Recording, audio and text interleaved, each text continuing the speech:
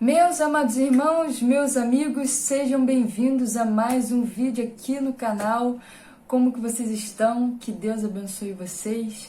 Hoje, num vídeo que vamos abordar um tema um tanto complicado, um tema que me despertou curiosidade, então o Senhor ele foi me ensinando dentro, claro, da palavra, porque eu não gosto de sair da Bíblia, eu não gosto de falar fora da palavra de Deus. Tudo que eu trago sobre Deus, sobre o reino dos céus, sobre as coisas que o Senhor me orienta, o Senhor primeiro me ensina dentro da palavra, depois eu venho falar com vocês. E hoje eu gostaria de falar sobre o catolicismo. Queria debater aqui com vocês sobre isso, queria falar sobre isso nesse vídeo com vocês, para nós expormos nossas ideias, nossas dúvidas, porque nesse tema de catolicismo eu fui lá e eu consultei o Senhor. Eu fui falar com Deus, como eu sempre faço, quando eu me deparei com aquela questão sobre a adoração de imagens. E eu me perguntei no meu coração, como qualquer pessoa normal, Senhor, o Senhor aceita que nós oremos para imagens ou para pessoas, imagens de pessoas que já foram, ou para estátuas de imagens de pessoas que já foram? O Senhor aceita que nós oremos pedindo a intercessão delas como uma ponte para o Senhor? E eu comecei a pensar em Maria. Comecei a pensar nela e comecei a perguntar isso para Deus. E eu me questionando sobre isso, perguntando para Deus, o Espírito Santo, ele me falou: como que uma pessoa pode interceder se ela está dormindo? Eu falei, dormindo? Como assim dormindo, Senhor? E o Senhor me levou a uma passagem que se encontra em 1 Tessalonicenses, capítulo 4, versículo 15, 16 e 17, onde vai estar escrito, Paulo falando a Tessalonicenses, Tessalônica, né? Dizemos a vocês, pela palavra do Senhor, que nós, os que estivermos vivos, os que ficarmos até a vinda do Senhor, certamente não precederemos os que dormem. Pois dada a ordem, com a voz do arcanjo e o ressoar da trombeta de Deus, o próprio Senhor descerá dos céus, e os mortos em Cristo ressuscitarão primeiro. Depois nós, os que estivermos vivos, seremos arrebatados com eles nas nuvens, para o encontro com o Senhor nos ares, e assim estaremos com o Senhor para sempre. E assim o Espírito Santo, ele me mostrou através dessa passagem que todos os que morreram nessa terra, eles estão dormindo. Eles ainda não foram arrebatados, eles ainda não foram glorificados com Cristo, porque se isso tivesse acontecido, assim que o anjo tocasse a trombeta, nós não precisaríamos esperar eles serem glorificados e subirem primeiro, depois a gente. Porque eles já estariam lá, não seria necessário que eles acordassem primeiro e fossem glorificados e arrebatados primeiro que nós. Então assim você consegue entender pela palavra que todos que dormem no Senhor, ou seja, todos os que morreram em Cristo aqui nessa terra, ainda estão dormindo, esperando, no mundo espiritual, esperando o Senhor vir, Jesus, a volta de Cristo, a volta do Senhor Jesus, para que eles primeiro, eles sejam arrebatados, eles sejam glorificados, para que depois nós venhamos a nos encontrar para sempre na glória com Cristo. É isso que o apóstolo Paulo quer dizer na parte B do versículo 15, 1 Tessalonicenses 4:15. Certamente não precederemos os que dormem, pois dada a ordem com a voz do arcanjo, e o ressoar da trombeta de Deus, o próprio Senhor descerá dos céus, e os mortos em Cristo ressuscitarão primeiro, ou seja, eles vão ressuscitar primeiro, depois se encontrar. E ele vai dizer no versículo 17, depois nós, os que estivermos vivos na terra, seremos arrebatados com ele nas nuvens, para o encontro com o Senhor nos ares, e assim estaremos com o Senhor para sempre. É por isso que Maria não pode interceder por nós ao lado de Deus, porque o único que está ressurreto Glorificado é o nosso Senhor Jesus ao lado de Deus. Hoje, só Ele está vivo, só Ele está consciente ao lado de Deus, à direita de Deus, para ser o nosso advogado diante do Senhor. Ele é o primogênito, Ele é o primeiro dos irmãos, o Senhor Jesus Cristo, a ressuscitar e estar ao lado de Deus hoje, nesse exato momento, nesse exato agora, onipotente, onisciente, onipresente, só o Senhor para receber e atender às nossas orações, às nossas intercessões. Esse é o poder do sacrifício da cruz. Ele foi o único sangue derramado sobre a cruz, completamente sem pecado e inocente, porque assim precisava que fosse feito, senão outros antes de Jesus já poderiam ter morrido. Não precisaria ter vindo à Terra o Senhor sofrer nessa Terra para que a raça humana fosse redimida. Então você vê que só o Senhor Jesus, Ele tem esse poder. Hoje, Ele é o único acordado hoje ao lado do Pai para que interceda por nós. Segundo ponto muito interessante que eu queria também comentar com vocês é que eu vi um padre, eu ia falar pastor católico. Eu vi um padre católico, ele falar sobre o Senhor, ele aceitar imagens. Não ter problema da gente ter imagens e ser devotas a elas na igreja. Porque Deus fez imagens de 2 anjos em cima da Arca da Aliança? E eu questionei isso com Deus. Ele citou a Arca da Aliança, os 2 anjos que estão na Arca da Aliança. Ele também citou a serpente de bronze, que Moisés ele levanta no deserto para interceder por aqueles que eram picados pelas víboras e iam morrer. Quando eles olhavam para a serpente de bronze, eles eram salvos. Então eu fui para essa passagem que se encontra em Êxodo 25, versículo 18, 19 e 20. Vai estar escrito: com 2 querubins de ouro, batido nas extremidades da tampa, faça um querubim numa extremidade e o segundo na outra, formando uma só peça com a tampa. Versículo 20. Os querubins devem ter suas asas estendidas para cima, cobrindo com elas a tampa. Ficarão de frente um para o outro, com o rosto voltado para a tampa. E eu comecei a meditar sobre essa passagem, o Espírito Santo começou a ministrar no meu coração. Não era um só querubim, eram 2 querubins. E você pode me falar o nome dos 2 querubins ou de algum dos 2? Não, né? Porque eles não tinham nome. E isso significa muita coisa. Como assim, irmã? Bem, vejamos. Se eles não tinham nomes, eles não tinham personalidades. E eles não podiam ser usados pelo povo para que eles sejam um canal de intercessão a Deus. Eles não poderiam ser invocados pelo povo como os salvadores ou os que são a ponte para a glória de Deus. Segundo ponto, não era só um anjo.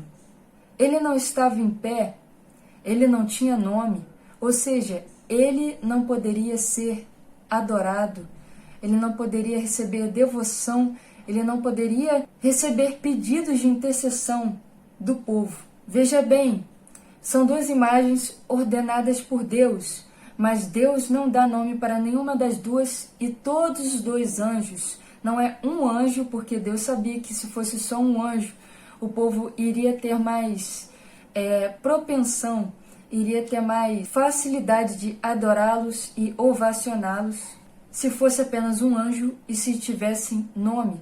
Você vai ver que são 2 anjos e os 2 não olham para frente, não olham para cima e não olham para o povo, que seria para frente. Eles não estão em pé. Os 2 anjos estão ajoelhados, prostrados, e os 2 anjos olham para baixo. Isso significa muita coisa. Significa que os anjos reconhecem que a glória não é deles. Os anjos reconhecem que a glória é de Deus e que o que tem de valioso, o que deve ser olhado, é o que está dentro da arca. São as leis, os mandamentos, o alimento, o maná, a vara de Arão, que ela aponta para um milagre de Deus.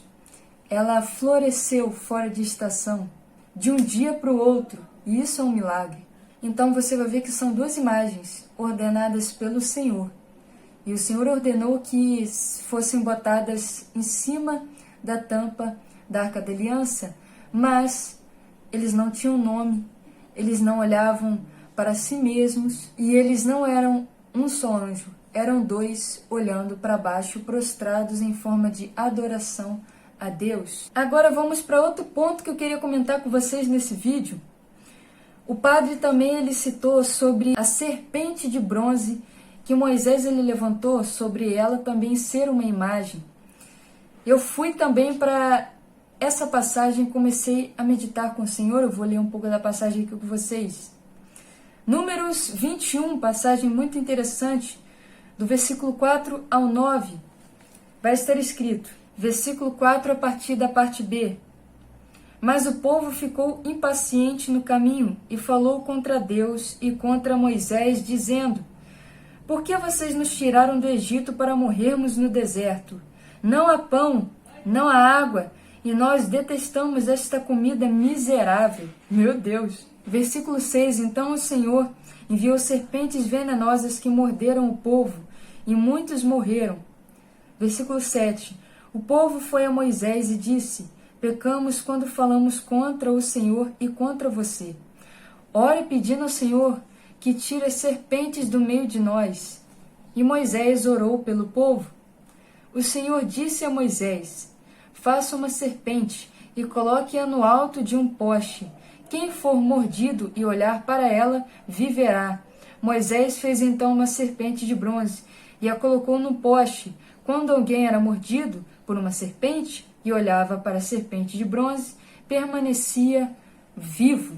Aquela serpente, ela não era a imagem de alguém. Ela era a imagem de um animal, não de um homem. E é a imagem também representando o pecado, né?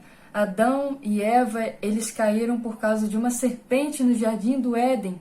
E Jesus ele vai falar sobre essa passagem da serpente de bronze em João 3, quando ele fala com Nicodemos, João 3,14.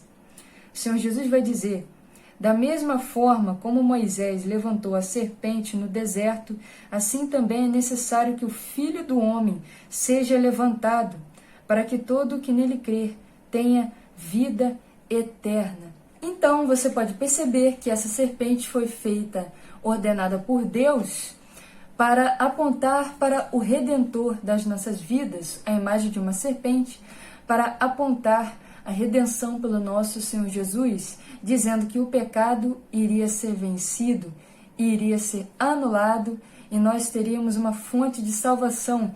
Mas adivinha? Para a serpente eu não posso usar o mesmo argumento do nome, porque deram um nome para a serpente. E assim a serpente ganhou personalidade aos olhos do povo. E qual o problema disso? Qual o problema de dar nome à imagem? Qual o problema de você dar uma personalidade para a imagem? A imagem vai receber adoração. As pessoas olham agora a serpente como viva. Sim, a serpente tinha um nome. Isso vai estar escrito em 2 Reis 18, quando o rei Ezequias ele faz a reforma espiritual no povo de Deus. 2 Reis 18, versículo 4 vai dizer: Removeu os altares idólatras, quebrou as colunas sagradas e derrubou os postes sagrados, despedaçou a serpente de bronze que Moisés havia feito, pois até aquela época os israelitas lhe queimavam incenso. Era chamada Neustã. Provavelmente não foi Deus que deu o nome para a serpente, foi o povo que deu o nome para a serpente, porque esse nome significa nada mais nada menos que coisa de bronze ou serpente de bronze. Era o que ela era.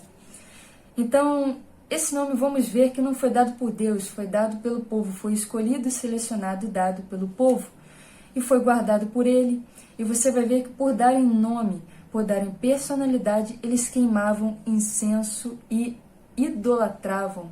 Queimar incenso também é uma forma de idolatria à imagem. Eles idolatravam a imagem. Tanto que quando Ezequias, o rei Ezequias, ele foi fazer a reforma espiritual, ele quebrou, junto com os altares idólatras, e um altar idólatra que ele quebrou foi de Neustan.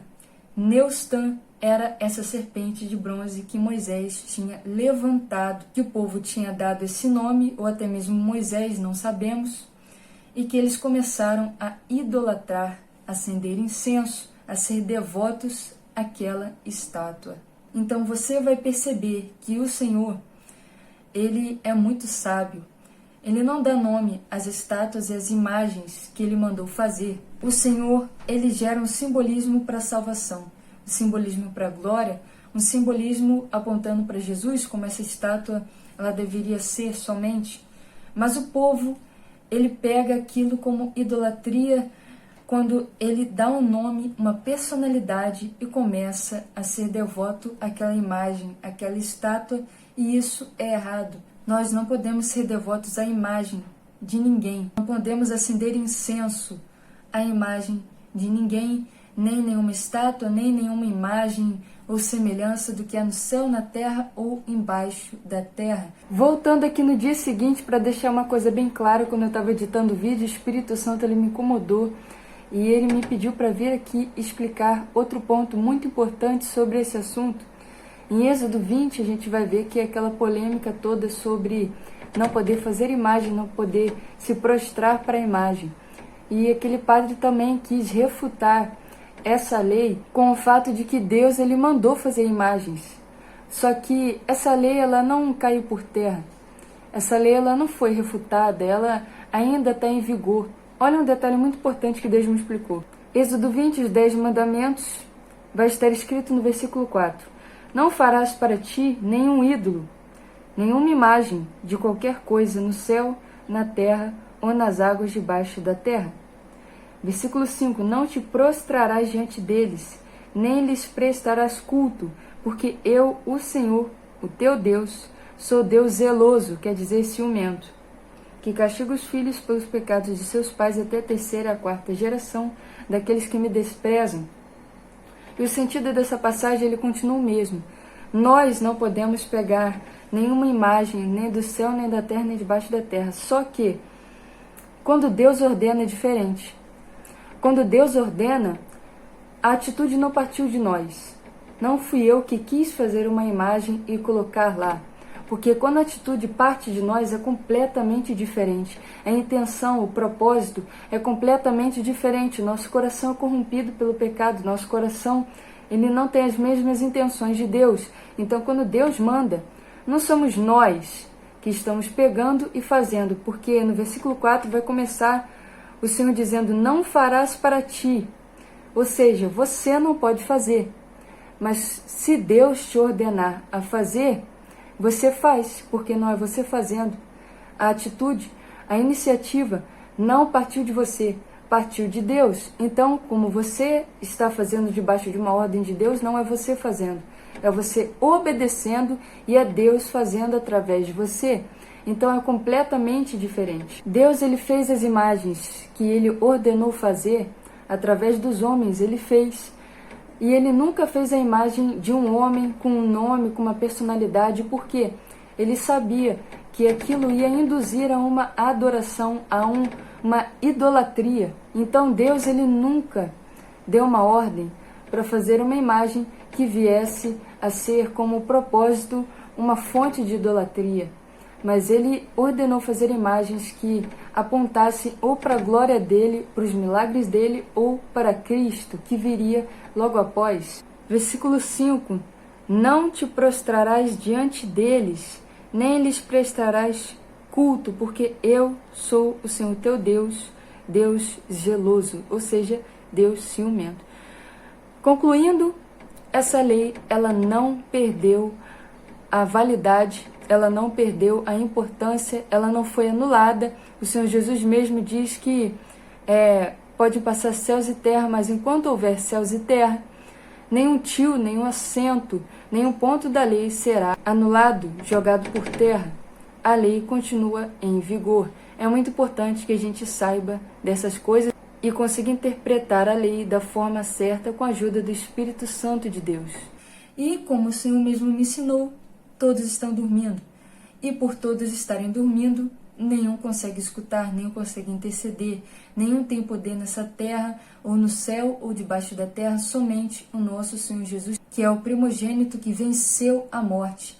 Satanás, sabendo disso e se aproveitando da fé dos irmãos católicos, ele se apodera dessas imagens a ponto de que eu já ouvi falar até de imagens, estátuas mesmo, de Maria ou de pessoas que são considerados santos na Igreja Católica, por exemplo, chorarem. A lágrima sai da estátua. Satanás, ele é nojento. Satanás, ele conhece o coração das pessoas e ele sabe que se ele se apodera daquilo, ele recebe adoração de uma forma enganosa, de uma forma mentirosa. Não é Satanás que a pessoa está querendo idolatrar, mas a pessoa acaba idolatrando pela falta de conhecimento, pela ignorância nas Santas Escrituras. Eu creio, irmã Ana Beatriz, que muitos católicos vão ser salvos e vão sim herdar o reino dos céus. Por quê? Quando a pessoa é criada nesse meio, nessa lente de raciocínio, e não tem acesso a esse conhecimento, o Senhor ele não leva em conta o tempo de ignorância, e se a pessoa ama verdadeiramente a Deus e não se prostra à imagem, não é devoto à imagem, o Senhor ele considera o amor que a pessoa tem por ele e ele salva pela misericórdia dele a pessoa. Mas quando você chega ao acesso ao conhecimento, a barreira da ignorância e o tempo da ignorância cai por terra, e agora você tem uma decisão em suas mãos e uma oportunidade de mudar de rumo, mudar de atitude e mudar de caminhos. Muitos católicos, eles não se prostram à imagem, e é essa uma das coisas que eu creio que o Senhor ele considera pela devoção da pessoa a Ele e pelo amor da pessoa a Ele. Mas quando chegamos ao conhecimento, é a hora que o Senhor quer ver a nossa atitude, como nós vamos reagir a isso. Como o Senhor Jesus diz, conhecereis a verdade. Esse livro, não eu, ele mostra a verdade. O Senhor quer que tenhamos intimidade na palavra dele, intimidade com ele, para chegarmos a termos essa revelação, esse entendimento. Porque na Bíblia está toda a luz que nós precisamos nesse tempo de trevas. Irmãos, até aqui o Senhor ele me ensinou, o Senhor ele me instruiu a vir passar para vocês, né, aquilo que ele ministrou no meu coração, aquilo que ele me ensinou e me mostrou dentro da palavra. Eu espero que tenha sido um canal de bênção para a tua vida hoje. Muito obrigada por chegar até esse ponto do vídeo comigo. Que Deus te abençoe, que Deus te guarde e que a palavra de Deus venha cada vez crescer e ser iluminada e desvendada no seu coração e na sua mente. Deus te abençoe, meus irmãos, e até o próximo vídeo, se Deus quiser. Fique na paz do Senhor Jesus.